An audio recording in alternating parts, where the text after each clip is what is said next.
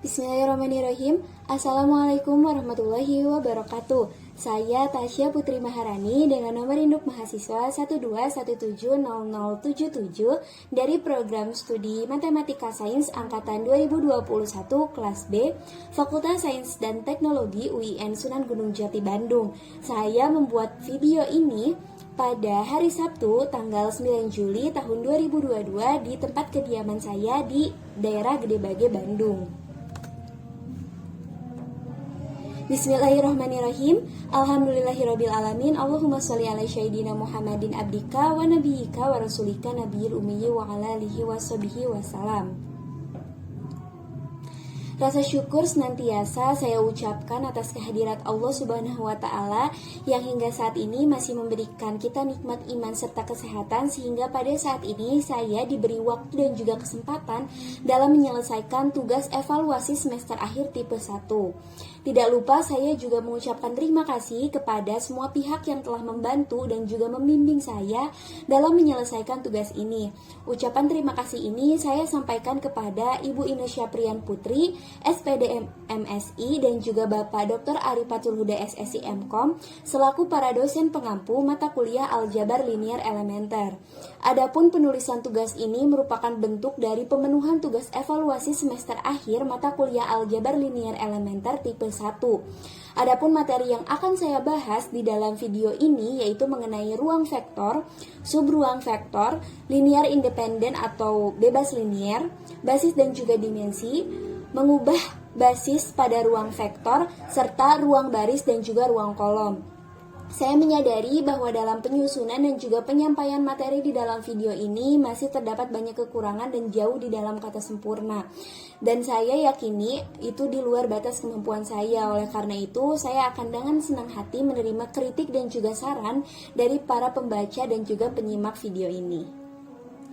Jadi untuk itu, simak video ini dari awal hingga akhir. Baik, langsung saja kita ke materi yang pertama, yaitu di bab pertama yang akan saya sampaikan di video ini, yaitu mengenai ruang vektor dan juga subruang vektor. Nah, untuk beberapa subbab yang akan saya jelaskan, yaitu yang pertama tentunya mengenai definisi, lalu juga ada teorema-teorema, dan juga akan ada contoh soal serta penyelesaiannya. Baiklah, kita bahas dulu yang pertama mengenai ruang vektor. Di sini saya akan menjelaskan mengenai definisi dari ruang vektor itu sendiri. Mungkin bisa disimak di layar. Jadi, jika misalkan V tidak sama dengan himpunan kosong dengan dua operasi penjumlahan dan juga perkalian skalar, maka V tersebut dapat disebut dengan ruang vektor jika semua U, V, W, dan juga V, serta skalar K dan juga M memenuhi syarat berikut ini. Syarat yang pertama, jika U ditambah V anggota elemen V, dan operasi ini disebut dengan operasi tertutup terhadap penjumlahan. Lalu yang kedua, U ditambah V sama dengan V ditambah U. Ini tuh merupakan operasi komutatif. Lalu U ditambah V ditambah W sama dengan U ditambah V ditambah W. Ini merupakan sifat asosiatif atau pengelompokan. Lalu di aksioma keempat atau di poin keempat, jika terdapat 0 elemen V sehingga U ditambah 0 akan sama dengan 0 ditambah U dan hasilnya akan sama dengan U.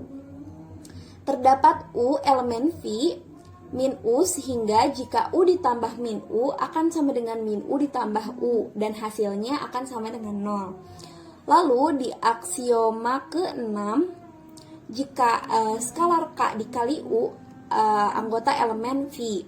Lalu di aksioma ke-7, jika K dikali U ditambah V, maka akan sama dengan KU ditambah KV. Lalu di aksioma selanjutnya, jika K ditambah M dikali dengan U, maka akan sama dengan KU ditambah MU. Lalu jika skalar K dikali M dikali U akan sama dengan KM dikali U. Dan jika 1 dikali U akan sama dengan U. Nah, jika aksioma ke-10 aksioma ini atau ke-10 aksioma di atas ini terpenuhi, maka vektor V dapat disebut ruang vektor. Jadi, sebuah vektor akan dikatakan sebuah ruang vektor jika memenuhi ke-10 aksioma atau syarat di atas ini gitu, seperti itu. Lalu ada beberapa teorem. Ada satu teorema yang perlu kita ketahui dan kita kuasai juga tentang ruang vektor. Jadi jika misalkan V adalah ruang vektor, U adalah vektor di dalam V, dan K adalah skalar, maka jika 0 dikali U sama dengan 0. Jika K dikali 0 maka akan sama dengan 0. Jika min 1 dikali U maka hasilnya min 0. Dan jika KU sama dengan 0 maka K sama dengan 0 atau U sama dengan 0. Nah, lalu di sini saya akan memberikan contoh soal tentang ruang vektor. Baik, untuk contoh soalnya bisa diperhatikan di sini ada soal misalkan V A, B dengan A, B itu merupakan elemen dari bilangan real dengan operasi penjumlahan dan perkalian skalar standar. A, B ditambah C, D sama dengan A ditambah C, B ditambah D. Skalar K dikali A, B akan sama dengan KA, KB. Periksalah apakah V merupakan ruang vektorial. Nah, untuk di pembahasan kali ini, yang pertama ambil sembarang vektor U, V, W anggota dari vektor ruang vektor V, dan skalar KM merupakan anggota dari bilangan real. Berdasarkan definisi himpunan V, maka kita akan dapat menulis vektor U itu U1, U2, V, V1, V2, dan W itu W1, W2. Untuk suatu U1, U2, V1, V2, W1, W2 itu anggota bilangan real. Kita perlu memeriksa seluruh aksioma atau syarat yang sudah tadi saya jelaskan. Yang pertama, ditunjukkan U ditambah V anggota bilangan anggota V. Periksalah bahwa U ditambah V berarti U1 ditambah U2 di U1 U2 ditambah V1 V2 sama dengan U1 ditambah V1, U2 ditambah V2. Nah, karena R ini hasilnya merupakan tertutup terhadap operasi penjumlahan, maka U1 V1, U2 V2 anggota bilangan real. Akibatnya U ditambah V anggota bilangan V. Jadi, aksioma 1 sudah dapat dikatakan terpenuhi. Lalu aksioma kedua, tunjukkan tadi sifat komutatif ya di aksioma kedua itu. U ditambah V sama dengan V ditambah U. Periksalah apakah U1, U2 ditambah V1, V2 sama dengan U1 ditambah V1, U2 ditambah V2. Karena U1, V1 anggota bilangan real dan R memenuhi sifat komutatif penjumlahan, maka U1 V1 sama dengan V1 ditambah U1. Dengan argumen yang serupa, maka akan dapat diperoleh U2 ditambah V2 sama dengan V2 ditambah U2 gitu, ditukar atau komutatif. Akibatnya, U ditambah V sama dengan V1 ditambah U1, V2 ditambah U2 sama dengan V1, V2 ditambah U1, V2 atau V ditambah U. Jadi U ditambah V sama dengan V ditambah U. Maka dapat dikatakan bahwasanya aksioma kedua juga terpenuhi. Untuk di aksioma ketiga akan ditunjukkan U ditambah V ditambah W sama dengan U ditambah V ditambah W atau menggunakan sifat asosiatif. Perhatikan bahwa U ditambah V ditambah W sama dengan U1, U2 ditambah V1, V2 ditambah W1 ditambah W2. Hasilnya menjadi U1, U2 ditambah V1 ditambah W1, V2 ditambah W2 sama dengan U1 ditambah V1 ditambah W1, U2 ditambah V2 plus W2. Karena U1, V1, W1 anggota bilangan real dan R memenuhi sifat asosiatif penjumlahan, maka U1 ditambah V1, W1 sama dengan U1 ditambah V1 ditambah W1. Dengan argumen yang serupa akan juga diperoleh U2 ditambah V2 ditambah W2 sama dengan U2 ditambah V2 ditambah W2. Atau dikelompokkan. Akibatnya kita bisa lihat di sini bahwasanya U1 ditambah V1 ditambah W akan sama dengan U ditambah V ditambah W atau dapat terpenuhi sifat asosiatifnya. Maka dengan itu dapat dikatakan bahwasanya aksioma 3 juga terpenuhi. Baik, selanjutnya kita akan ke aksioma keempat. Di aksioma keempat itu terdapat 0 sama dengan 0,0 anggota V sedemikian sehingga jika 0 ditambah U sama dengan U ditambah 0. Nah, U itu kan U1, U2 ditambah 0,0 berarti akan sama dengan U1 ditambah 0, U2 ditambah 0. Hasilnya akan menjadi U1, U2 atau U. Jadi, untuk aksioma keempat ini V memenuhi aksioma kedua ya, mohon maaf. Jadi aksioma keempat itu terpenuhi. Nah, untuk aksioma kelima, jika terdapat min U sama dengan, kan kalau U itu U1 U2, berarti apabila min U berarti min U1, min U2 anggota elemen V sedemikian sehingga U ditambah min U akan sama dengan min U ditambah U. Min U itu min U1, min U2 ditambah U1, U2. Maka hasilnya akan menjadi min U1 ditambah U1, min U2 ditambah U2. Maka hasilnya akan menjadi 0,0 dan hasilnya akan menjadi 0. Maka untuk aksioma kelima ini terpenuhi juga. Lalu kita ke aksioma keenam. Akan ditunjukkan skalar KU anggota elemen V. Perhatikan bahwa KU sama dengan K dikali U1, U2 sama dengan KU1, KU2. Karena R bersifat tertutup terhadap operasi perkalian, maka KU1, KU2 anggota bilangan real. Akibatnya KU anggota V. Jadi aksioma 6 juga sudah dapat dikatakan terpenuhi. Untuk aksioma ketujuh akan ditunjukkan K dikali U ditambah V akan sama dengan KU ditambah KV. Perhatikan bahwa K dikali U ditambah V, kita akan di sebelah kanan ini kita pecah menjadi K dikali U itu U1 di U1, U2 ditambah V itu V1, V2. Maka akan menjadi K dikali U1 ditambah V1, U2 ditambah V2. Maka akan sama hasilnya menjadi K dikali U1 ditambah V1, K dikali U2 ditambah V2. Sama dengan KU1 ditambah KV1, KU2 ditambah KV2. Akan sama dengan KU1, KU2 ditambah KV1, KV2. Lalu kita pecah kelompoknya menjadi K dikali U1, U2 ditambah K dikali V1, V2. Maka ini akan U1, U2 itu sama dengan U, dan ini V1, V2 itu sama dengan V. Maka hasilnya akan menjadi KU ditambah KV. Dan dengan ini maka aksioma ketujuh juga dapat dikatakan sudah terpenuhi. Lalu selanjutnya untuk aksioma ke-8 akan ditunjukkan jika ada dua skalar Km, K ditambah M dikali vektor U akan sama dengan KU ditambah MU. Nah, perhatikan bahwa jika K ditambah M dikali U, maka hasilnya akan sama dengan K ditambah M dikali U1, U2. Vektor U itu U1, U2. Nah, maka jika dikelompokkan akan sama dengan K ditambah M dikali U1, K ditambah M dikali U2. Lalu akan sama dengan K dikali U1 ditambah M dikali U1, KU2 ditambah MU2.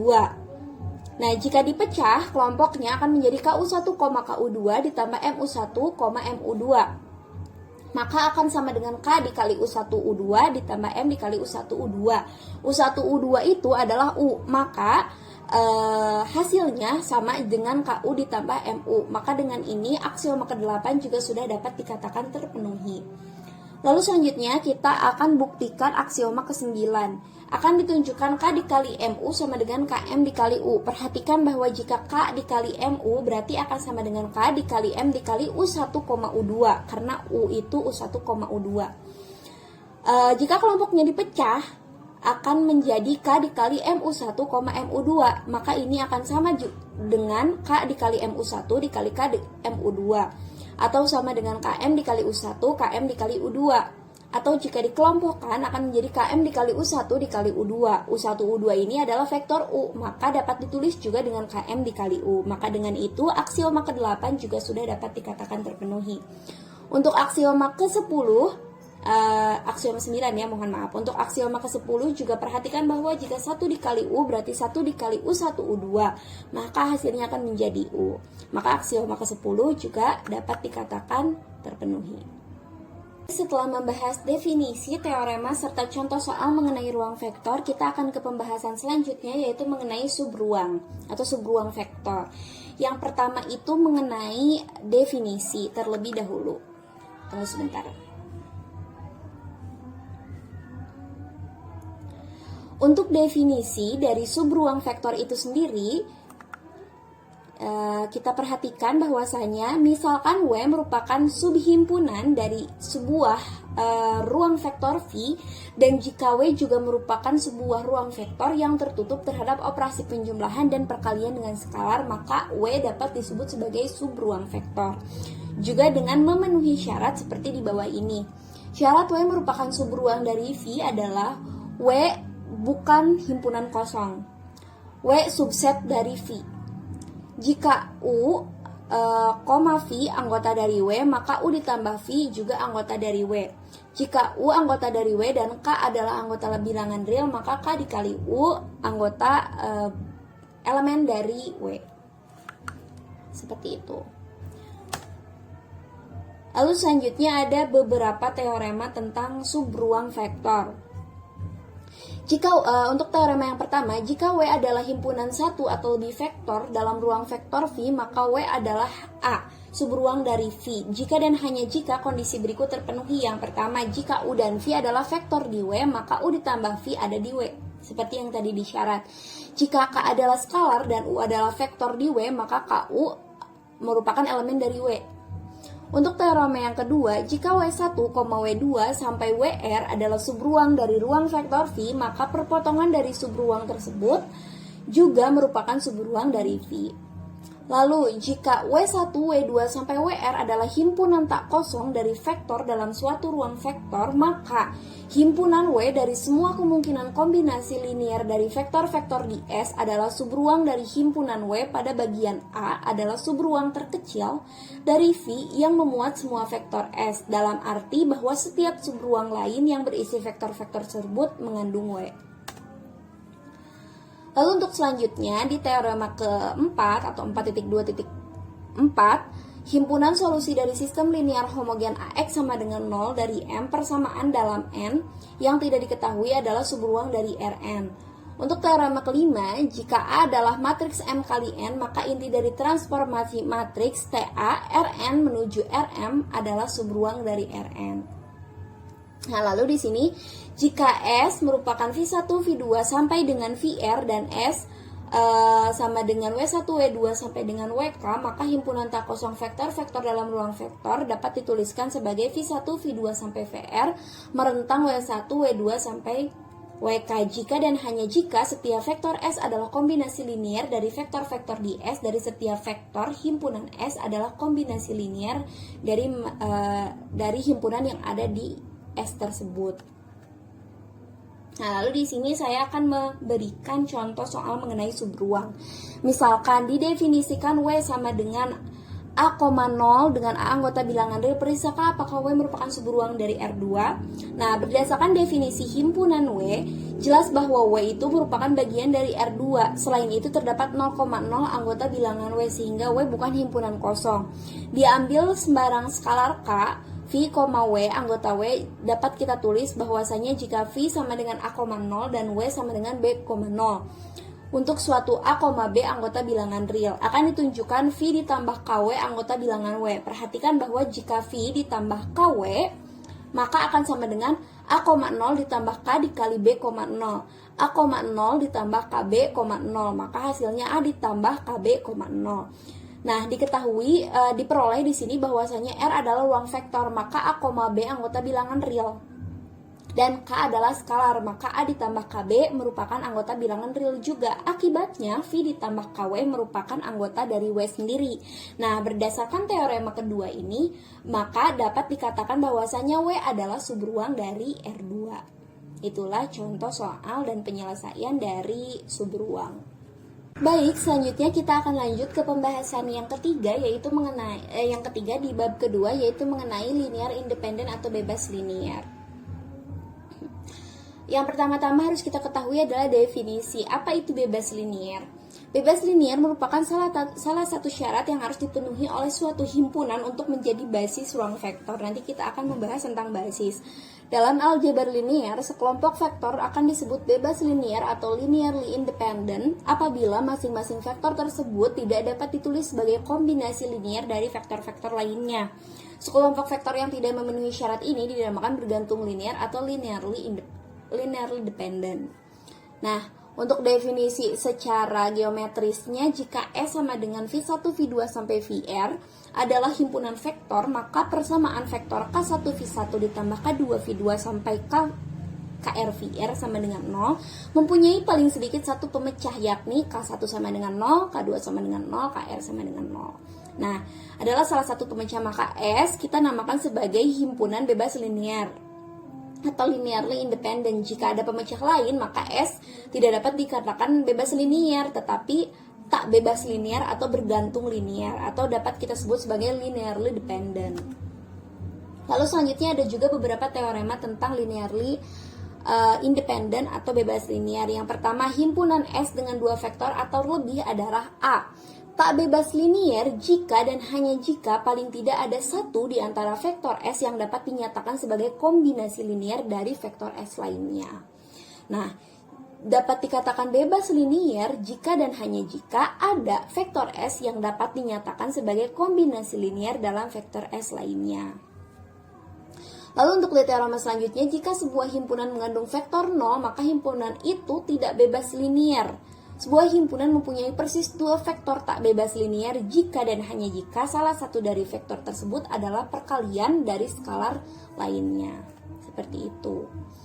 Lalu selanjutnya di sini saya akan menunjukkan contoh soal dan juga penyelesaian tentang bebas linier atau linearly independent. Misalkan di sini diberikan soal tinjaulah vektor-vektor I sama dengan 1,0,0, J sama dengan 0,1,0 dan K 0,0,1 di R3. Perlihatkanlah bahwa himpunan tersebut merupakan bebas linier. Nah, pembahasan misal, jika vektor-vektor tersebut saling bebas linier, maka persamaannya dapat kita tulis dengan K1I ditambah K2J ditambah K3K sama dengan 0. Hanya dipenuhi oleh K1 sama dengan K2 sama dengan K3 dan hasilnya sama dengan 0. Atau secara ekivalen menjadi K1, K2, K3 sama dengan 0,0,0. Nah, di sini diperoleh bahwasanya K1 sama dengan 0, K2 juga sama dengan 0, dan K3 juga sama dengan 0. Sehingga himpunan S, I, J, K dapat disebut bebas linier. Uraian serupa dapat diperlihatkan bahwasanya vektor S1 1,0,0 sampai 0, E2 0,1,0,0 seterusnya sampai 0, dan EN sama dengan 0,0,0 sampai seterusnya sampai 1 membentuk himpunan bebas linier.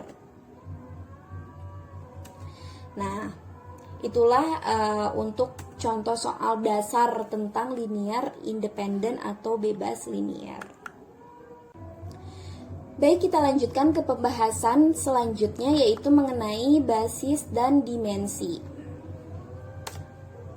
Nah, untuk saya akan menyampaikan dulu definisi dari basis dan juga dimensi. Yang pertama itu mengenai basis. Misalkan V adalah ruang vektor berdimensi hingga dan S sama dengan V1, V2 sampai Vn adalah himpunan vektor-vektor dalam V. Himpunan S akan disebut basis dari V jika dan hanya jika S bebas linier dan merentang terhadap V. Jadi syaratnya ada dua, yaitu harus bebas linier dan span atau merentang. Lalu dimensi, misalkan V adalah ruang vektor berdimensi hingga, dimensi dari V disimbolkan dengan dimensi V, merupakan banyaknya vektor yang menjadi anggota dari sebuah basis.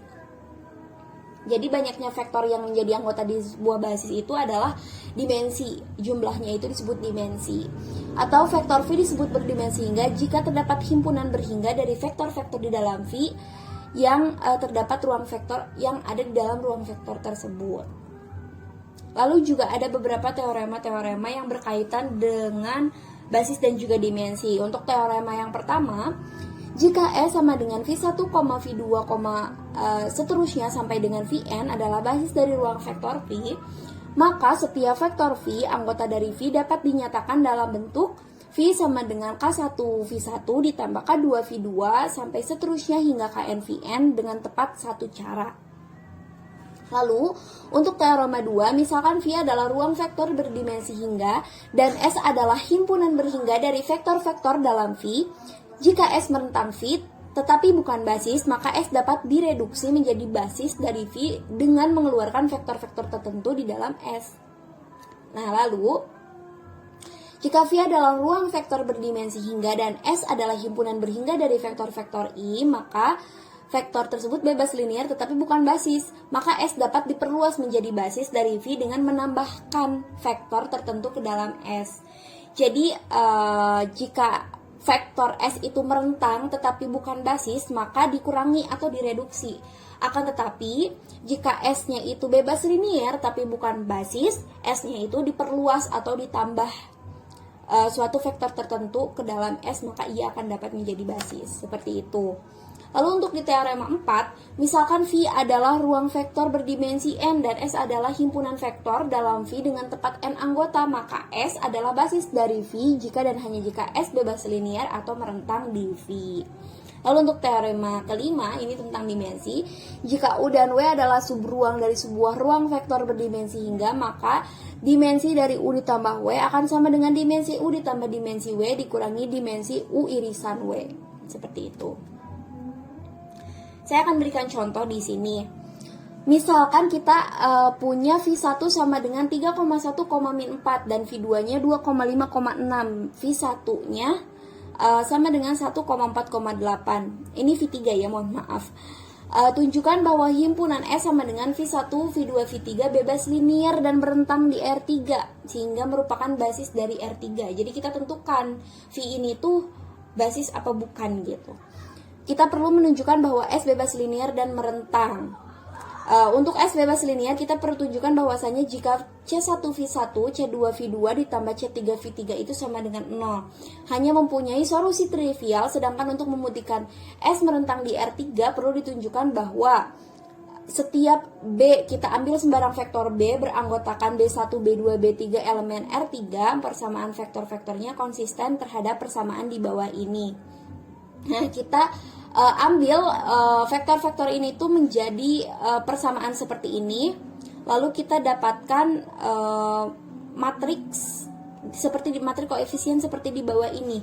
Setelah kita hitung determinannya menggunakan teorema, ternyata hasilnya 26 dan 26 itu tidak sama dengan 0 menurut teorema. Apabila determinannya tidak sama dengan 0, maka vektor-vektor di atas ini dapat kita katakan bebas linear dan juga merentang. Dan jika vektor tersebut dikatakan bebas linear dan juga merentang, maka S sudah dapat dikatakan sebagai basis.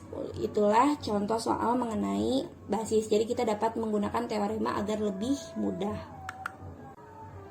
Baik, selanjutnya kita akan ke materi selanjutnya, yaitu mengenai change of basis atau mengubah basis pada ruang vektor. Di sini saya akan menyampaikan dulu definisinya ya. Untuk change of basis atau mengubah basis pada ruang vektor, jika V adalah vektor dalam ruang vektor berdimensi hingga V, jika kita mengubah basis untuk V dari basis B menjadi basis baru B aksen, bagaimana koordinatnya bisa kita tulis sebagai vektor VB dan VB aksen untuk basis baru. Nah, definisinya jika kita mengubah basis untuk ruang vektor V dari basis lama B, misalkan U1, U2 sampai UN ke basis baru B aksen, U1 aksen, U2 aksen sampai seterusnya hingga UN aksen, maka untuk setiap vektor V di V, vektor koordinat lama VB berhubungan dengan vektor koordinat baru VB aksen dengan persamaan VB sama dengan P dikali VB aksen. Nah, untuk itu vektor koordinat dari vektor basis baru relatif terhadap basis lama yaitu vektor kolom dari P adalah U1 aksen dikali B, U2 aksen dikali B, seterusnya hingga UN aksen dikali B. Nah, di sini saya akan memberikan contoh soalnya. Misalkan pertimbangkan basis berikut. Misalnya kita diberikan contoh soal ada basis B, di mana untuk basis B ini itu ada U1 dan U2. Dan basis B aksen itu U1 aksen dan U2 aksen untuk R2, di mana diketahui U1-nya itu 1,0, U2-nya itu 0,1. Terus U1 aksennya itu 1,1 dan U2 aksennya itu 2,1. Nah, di sini perintahnya atau soalnya yang A. Tentukan matriks transisi dari PB aksen menuju terhadap B atau dari B aksen ke B. Lalu yang selanjutnya tentukan matriks transisi dari PB menuju terhadap B aksen atau dari B ke B aksen. Nah, kita akan bahas satu persatu. Yang pertama untuk solusi di poin A terlebih dahulu. Di sini vektor basis lamanya itu B aksen ya, bukan B. Jadi basis lamanya itu B aksen atau U1 aksen dan U2 aksen, dan vektor basis barunya U1 dan U2. Kita akan mencari matriks koordinat dari vektor basis lama U1 aksen U2 aksen relatif terhadap basis baru yaitu U1 U2. Untuk melakukan ini kita amati bahwasanya U1 aksen itu akan sama dengan U1 ditambah U2. Di sini kita lihat U1 aksen itu 1,1. 1,1 itu akan dapat kita peroleh dengan U1 ditambah U2. 1 ditambah 0 sama dengan 1, 0 ditambah 1 sama dengan 1, betul ya. Dan untuk U2 aksen itu dapat juga kita peroleh dengan 2 dikali U1 ditambah U2. Apakah betul? Di sini kita lihat U2 aksen itu 2,1 akan sama dengan 2 dikali U1. 2 dikali U1 berarti 2 dikali 1 ditambah U2. Berarti 2 dikali 0, 2 ditambah 0, mohon maaf, hasilnya 2. Lalu 2 dikali 0 sama dengan 0, 0 ditambah 1 sama dengan 1. Berarti betul ya. Maka dari itu kita akan memperoleh U1 aksennya atau U barunya itu adalah 1 dalam bentuk vektor kolom. Dan U2 aksennya itu 2, 1. Maka dapat kita peroleh PB aksen relatif terhadap B sama dengan matriks 1, 2, 1, 1. Seperti di gambar ini. Lalu untuk solusi B-nya pun sama. Tetapi di sini vektor basis lamanya itu yang B-nya, vektor basis barunya itu B aksen. Jadi basis lamanya itu U1 U2 dan basis barunya itu U1 aksen U2 aksen. Seperti pada bagian A, kita akan mencari matriks koordinat dari vektor basis lama relatif terhadap basis baru. Untuk melakukan ini, kita peroleh bahwasanya U1 itu dapat diperoleh dengan min U1 aksen ditambah U2 aksen. Lalu U2-nya itu dapat kita peroleh dari 2 dikali U1 aksen dikurangi U2 aksen. Maka dari koefisien dari persamaan ini tuh dapat kita ubah bentuknya ke dalam bentuk matriks kolom, sehingga kita akan dapatkan U1 B aksen itu min 1, 1 dan U2 B aksen itu 2 min 1, atau dapat kita tulis bahwasanya hasil dari PB menuju B relatif terhadap B aksen sama dengan min 1, 2, 1 min 1. Seperti itu. Itulah pembahasan mengenai mengubah basis pada ruang vektor. Baik, alhamdulillah kita lanjutkan saja ke pembahasan kita yang terakhir, yaitu mengenai ruang kolom dan juga ruang baris. Yang pertama-tama di sini saya akan menyampaikan dulu mengenai definisi dari apa itu ruang baris dan juga apa itu ruang kolom. For an M kali N matriks, untuk matriks M dikali N, misalkan kita tahu bahwasanya bentuk umum dari matriks M kali N itu seperti pada gambar di bawah ini. A11, A12 seterusnya sampai A1N. Di bawahnya untuk baris selanjutnya A21, A22 seterusnya sampai A2N. Lalu seterusnya sampai baris AM1, AM2 seterusnya sampai AMN. Nah, maka dari itu kita dapat menyebutkan atau kita memperoleh vektor-vektor baris R1 sama dengan A11, A12 seterusnya sampai A1N. Untuk R2 atau baris kedua itu berarti A21, A22 seterusnya sampai A2N. Seterusnya hingga baris RM sama dengan AM1, AM2 seterusnya sampai dengan MN. Di Rn ini kita dapat menuliskan bahwasanya baris dari matriks A ini akan dapat kita sebut sebagai vektor baris dari A. Dan untuk C1 atau kolom ke-1 berarti itu A1, A21 seterusnya sampai AM1. Untuk C2 atau kolom 2 dapat kita tulis A12, A22 seterusnya hingga AM2.